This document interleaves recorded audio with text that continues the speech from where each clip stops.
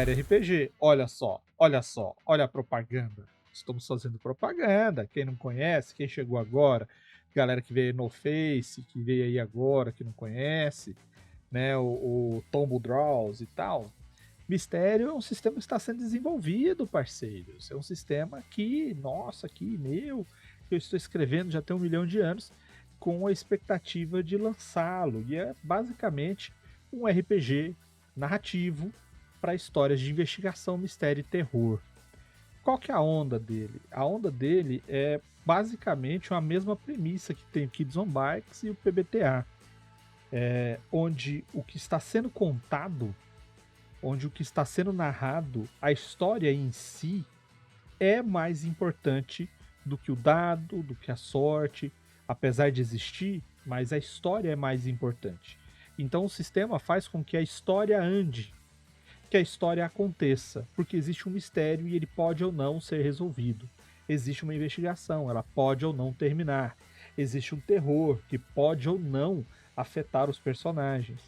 Mas isso quem vai decidir são os próprios jogadores interpretando a sua história. Basicamente, o mistério ele faz com que cada indivíduo tenha um conjunto de características humanas que descrevem as suas capacidades e elas meio que se entrelaçam, porque você pode usar várias características suas para resolver o mesmo problema. Então, basicamente é assim: tem uma sala que é uma biblioteca, um escritório com uma biblioteca, onde lá tem uma pista. Como que a gente pode encontrar essa pista? Aquela pessoa que é curiosa e que gosta de procurar, ela vai lá e começa a revirar tudo até encontrar. A pessoa que ela é analítica, ela vai ficar observando, vendo os padrões, a organização, e vai ver o que está ali que está de errado, onde provavelmente vai ter a pista. Uma pessoa que ela é humanista, que ela entende de comportamentos, ela vai começar a olhar o lugar e vai identificar qual é as características psicológicas da pessoa que usa aquele lugar. E a partir disso, ela vai estabelecer comportamentos. E ela pode ver qual é o local mais indicado onde estaria uma pista, onde a pessoa esconderia isso. Então, o sistema ele leva essa distribuição de ideias de ação muito mais em pauta do que realmente o dado sendo jogado. O dado vai ser jogado simplesmente em momentos onde a sorte vai interferir. E então vai funcionar uma história como se fosse um livro. O personagem tende a encontrar a pista, o personagem tende a ir a tais lugares, ele tende a participar, mas aí até que ponto ele vai ter sucesso ou não, vai depender mais da interpretação do que realmente da sorte. E aí é que vem o grande segredo, porque ao trabalhar conflitos, você vai jogar não só um problema para ser resolvido para um personagem, como também para o jogador. Muitas das vezes o jogador vai se colocar no lugar do personagem para resolver as situações. Como eu falei, não é um problema que vai ser resolvido é bom, né? Vai ser resolvido com o jogar de dados. Vai ser resolvido com a esperteza, com a inteligência, com a imaginação.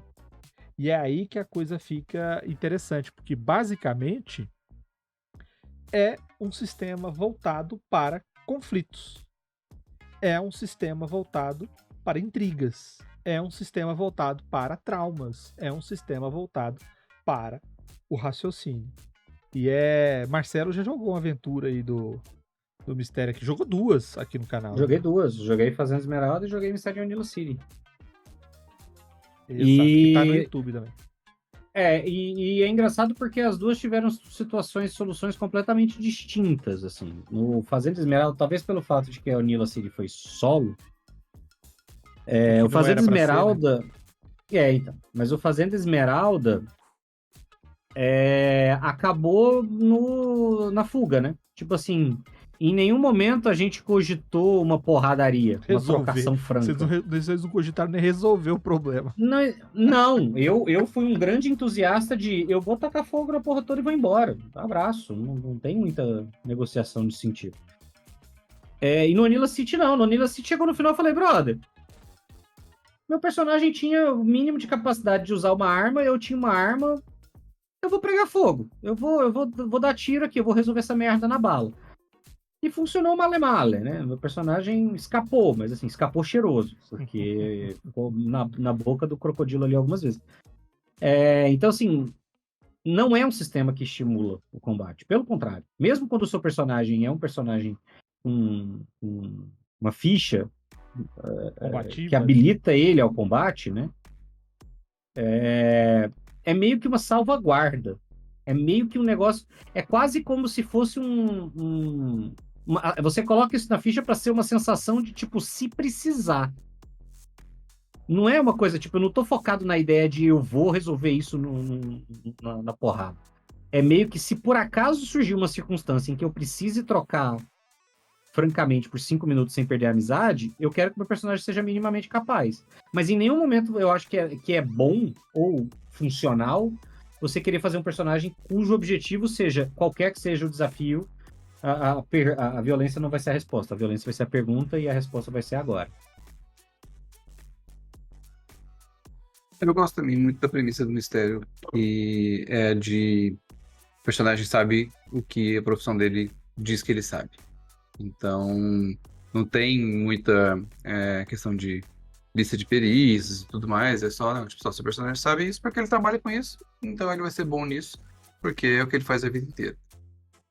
Tem um outro sistema que que eu comentei aqui que eu estava estudando para uma possível campanha em algum futuro, que é o Shadow of the Demon Lord. E, curiosamente, ele tem um sistema muito similar. As jogadas de perícia também são baseadas na profissão que o jogador tinha o personagem tinha antes dele se tornar um aventureiro. Então, por exemplo, se o cara era mineiro, ele vai ter ali conhecimentos de pão de queijo, doce de leite, cafezinho. Então, é muito mais relacionado às coisas que ele faz antes de se tornar um aventureiro. Eu gosto bastante também dessa abordagem de conhecimentos prévios. No caso do mistério, ele funciona só no background, tá? A ficha é dividida em duas partes, a numérica e a textual. E na textual você vai colocar assim: meu personagem é médico, ele é muito bom em cirurgias e ele é reconhecido por ser um professor extremamente inteligente. Cara, se encaixar na história é verdade. Então o seu personagem ele é um cirurgião competente, um professor considerado como um dos mais inteligentes. E é assim que funciona. A partir daí, o que você vai fazer com essa informação no seu jogo, aí já é interferência sua. Se você olhar aí no YouTube, nós temos uma playlist também com as histórias de mistério e teve uma recente, né, que foi a continuação da Fazenda Esmeralda, que foi o Recanto do Sol. Assista lá. E tá rolando ali uma inscrição para a próxima. Que agora, olha. Eu fiquei esperando o Vermelho puxar essa lebre aí, não puxou. Eu não puxei no começo, mas tô puxando agora, cara. Então, assim, ó. Mistério, ele tá em fase de teste, tá? Porque ele tá tendo a revisão final, porque nós vamos querer lançar e tudo mais. E vai ter uma aventura solo aqui no canal, chamada Icorum Thanatos.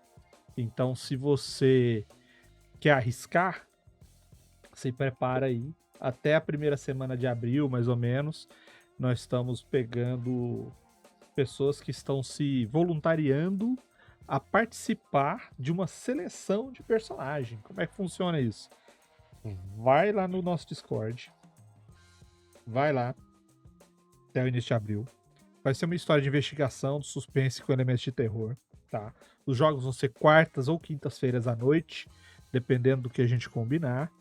E qual que é a ideia? A ideia é, você vai lá no Discord, vai entrar na sala do mistério e lá você vai encontrar um formulário. É um formulário de inscrição? Não só. É um formulário que vai contar qual é mais ou menos o enredo da história, qual mais ou menos o cenário da história, como é que está funcionando a ambientação. Você vai responder algumas perguntas aí de conhecimento geral, mas não importa de estar certo ou errado, tá?